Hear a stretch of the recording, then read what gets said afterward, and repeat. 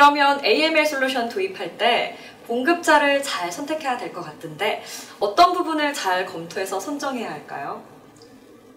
예, 맞는 얘기입니다. 네. 특히 그 가상자산 거래소는 더욱 그럽니다.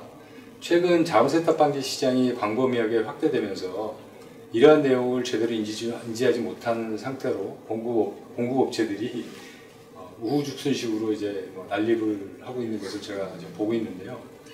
예, 이런 회사들이 다 그렇지는 않습니다만 또 많은 회사들이 자금세탁 방지 업무에 대한 깊숙한 이해나 경험을 갖추지 않은 신생업체들이 많고요. 이들이 만든 솔루션 또한 아까 제가 쭉 여러 가지 말씀드린 AML, RBA 전체 업무를 지원하는 것이 아니고 전체 프로세스가 아닌 일부 기능 위주로 이렇게 지원하는 회사들이 사실상 대부분입니다. 따라서 솔루션 선정 시에는 몇 가지 굉장히 좀 중요하게 확인을 하고 도입 결정을 해야 될 내용들이 있습니다. 몇 가지 말씀드려보면 그 솔루션 공급업체가 자금세탁 방지 업무 전체에 대해서 제대로 된 이해와 충분한 경험이 있는지 이거 반드시 확인하셔야 됩니다. 네.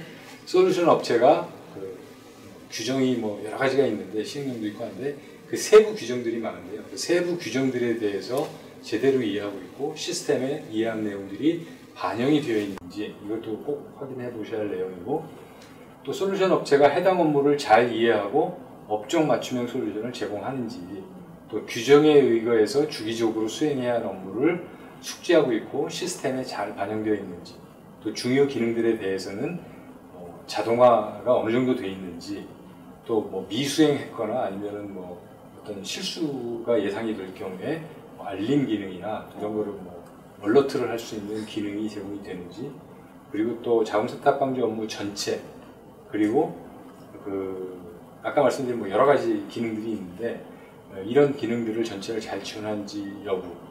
대부분의 업체가 어떤 그 부분 기능만을 지원하는 회사들이 제가 반복적으로 말씀이 많이 있고요. 네.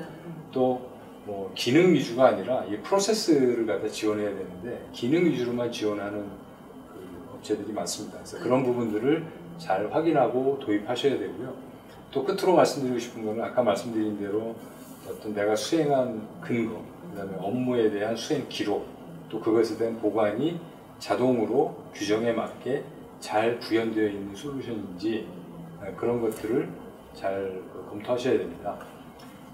회사와 솔루션이 이 정도의 역량을 제공해야지만 고객들 입장에서 중복 투자를 피할 수 있을 뿐만 아니라 제대로 된 자금세탁 방지 업무를 이행할 수 있는 것이라고 생각하고 있습니다. 역시 좀 그런 면에서는 옥타 솔루션이 AS가 확실해서 좀 더 믿음이 가는 것 같은데요. 그럼 다음 질문으로 한번 넘어가 볼까요, 대표님?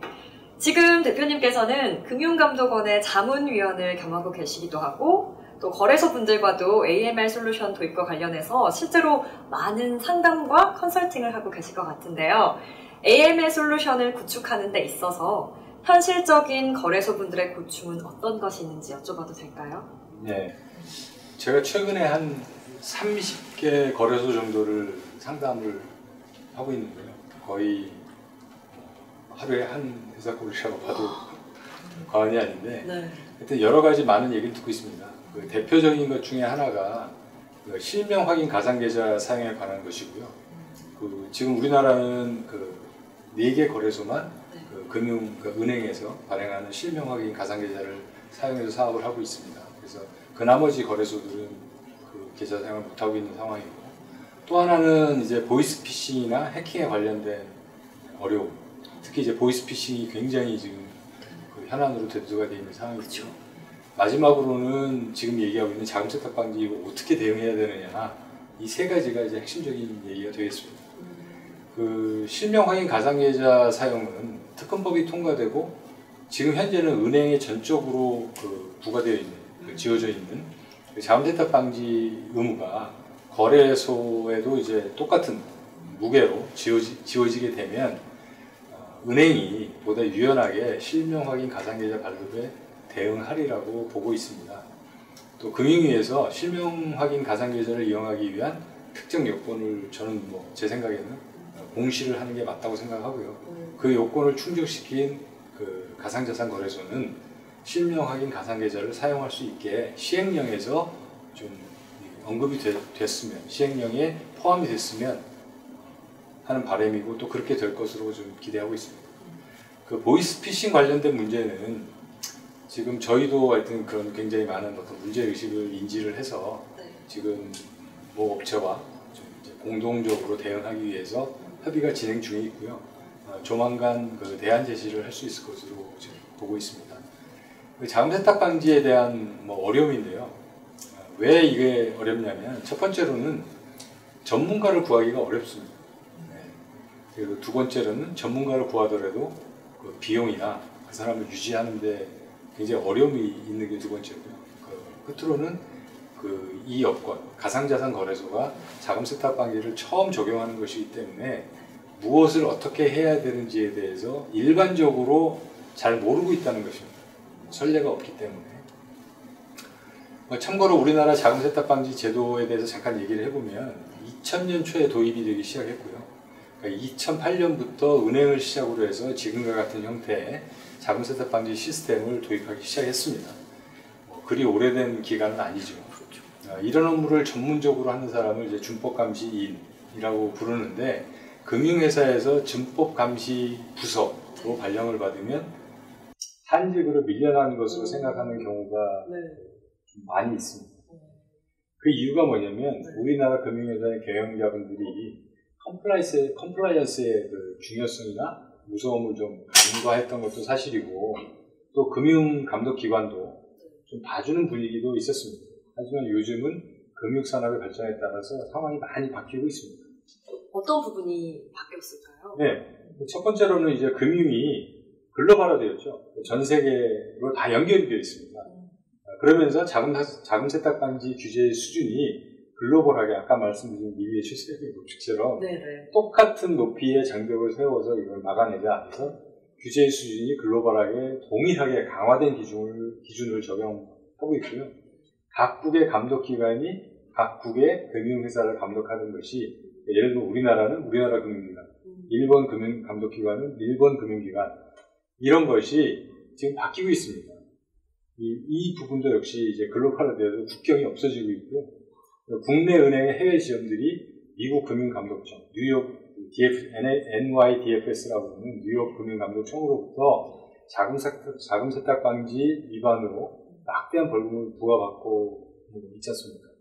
이렇게 되면 봐주는 것도 없고 벌금도 징벌적으로 부과를 받게 돼서 이거 잘못하면 회사가 문을 닫을 수도 있겠다 하는 생각들이 이제 최근 들어서 우리나라에서 이제 들기 시작한 거고요. 실제 이제 문 닫는 회사도 있고 따라서 우리나라 많은 금융기관들이 굉장히 많은 돈을 투자해서 증원을 하거나 투자를 하고 진행하고 있는 상황입니다. 그래서 벌금을 부과받거나 조사를 받고 있는 은행들을 중심으로 해가지고 준법감시부를 이제 격상을 시키고 있습니다.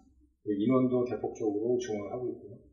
국내 모은행의 경우에는 자금 세탁 방지 센터를 작년에 새로 만들었고 거의 직원도 원래는 한 30명 정도 수준의 인력이 있었는데 지금은 100명 이상 규모로 대폭적으로 증원을 하겠다. 그래서 사람을 마치 진공 흡입기처럼 쏟아들이고 있습니다. 문제는 이런 전문 인력을 어디서 찾느냐는 건데 가장 좋은 방법은 이제 소형 금융회사나 이런 데서 이제 전문 인력을 스카우트하는 것이겠죠. 아무래도 그러다 보니까 소형 금융기관들은 직원 안 뺏기려고 문단속을 하고 있는 상황이 이렇게 되다 보니까 신규 적용 사업자들은 전문 인력을 구할 수가 없는 거예요. 한 예로 미국의 그 JP 모건 체이스라는 글로벌 금융회사가 있는데 그 금융회사의 준법 담당 전문 인력만 13,000명 정도 수준입니다. 제가 알기로 정확한 통계는 없습니다만 우리나라에서 1년 이상 준법 업무를 경험한 인력은 3,000명을 넘지 않는 것으로 파악되고 있고요. 그러니까 준법 전문 인력 구인난은 앞으로 당분간 계속될 것으로 전망이 되고 있고요. 제 생각에는 대학에서 금융준법 학과 같은 것을 왜 안 만드는지 모르겠어요. 이렇게 요새 취업 나이 됐는데 이런 학과 만들면 아마 당분간 졸업생 100% 취업은 제가 보장할 수가 있을 것 같습니다. 한번 만들어 보실 생각이 있으신가요? 그래볼까요? 네. 그래서 하여튼 옥타의 그 크립토 AML 프리즘은 이런 전문 인력이 없다는 가정하에서 운영할 수 있도록 가능한 한 대부분 많은 부분을 자동화했고요.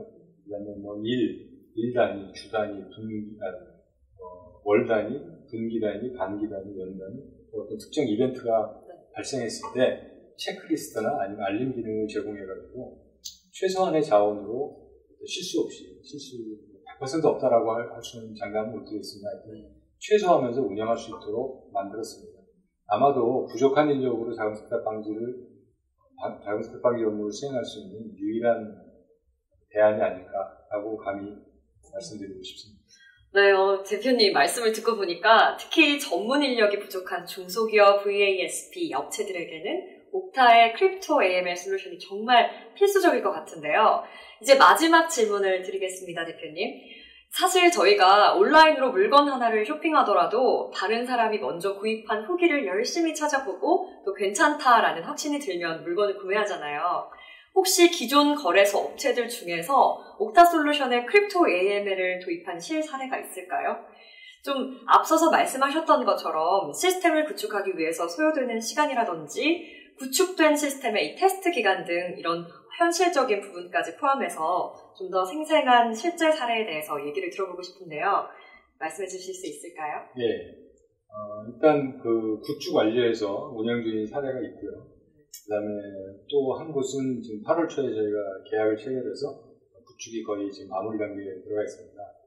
아까 말씀드렸다시피 상담은 거의 하루에 뭐 1대 사건으로 지금 저희가 계속 진행을 하고 있고요. 네. 거의 결정 단계에 있는 거래소도 한 2개 정도 지금 있고요. 구축 기간은 테스트 기간 포함해서 저희가 한 2 내지 3개월 정도 보시면 될 것 같습니다. 벌써 여러 거래소에서 이렇게 옥타솔루션을 찾아주고 계시는데요. 답변 감사합니다, 대표님. 사실상 이런 부분은 회사 내부적인 사안으로 좀 민감할 수도 있는 정보인데 오늘 이렇게 자세하게 말씀해 주셔서 이렇게 영상 보시고 계신 많은 관계자분들께서 AML 솔루션 도입을 고려하는 데 정말 큰 도움이 될 것 같습니다. 다시 한번 감사드립니다. 네, 오늘 옥타솔루션의 박만성 대표님과 페데프 건관에 관한 오해와 진실이라는 주제로 정말 많은 얘기를 나눠봤는데요. 대표님의 말씀을 들으면서 그동안 페데프 건관에 대해서 너무 수박 겉핥기로만 대충 알고 있으면서 안일하게 생각하고 있었던 건 아닌가 그런 생각이 들었습니다. 다시 핵심적인 내용만 정리를 해서 세 줄 요약을 한번 해보자면요. 첫 번째로는 자금 세탁 방지 솔루션의 도입 시기는 지금 당장 빠르면 빠를수록 좋다. 단, 페데프 규제안에 정확하게 맞지 않는 AML 솔루션을 잘못 알고 도입하는 것은 안 하느니만 못하다. 그리고 두 번째로는 페데프 규제안에서 명시했던 RBA, 즉 위험 기반 접근법을 사용한 이 자금 세탁 방지 솔루션이 맞는지 정확하게 확인하고 세 번째, 추후 유지 보수까지 지속적으로 받을 수 있는지 여부를 꼭 확인해라. 이 정도로 정리를 한번 해봤는데요. 괜찮습니까? 네. 자, 여러분. 페데프 규제안은 발표가 됐습니다. 주사위는 던져졌고 정확하게 알고 제대로 대응한 자만이 이 시장에서 살아남을 수 있게 됐는데요. 몰라서 못했다. 잘못 알았다. 이렇게 나중에 후회하는 일이 없도록 지금부터 만반의 준비를 하는 것이 현명한 일이라는 것을 다시 한 번 더 말씀드립니다. 혹시 추가적으로 더 궁금하신 부분이 있으시면 영상 하단에 옥타솔루션의 이메일과 연락처를 제가 남겨놓을 테니까요. 이쪽으로 바로 질문해 주시면 감사하겠습니다. 대표님, 감사합니다. 고맙습니다. 네. 그럼 저는 다음번에 더 풍성한 센티넬 프로토콜의 소식으로 여러분을 찾아뵙도록 하겠습니다. 감사합니다.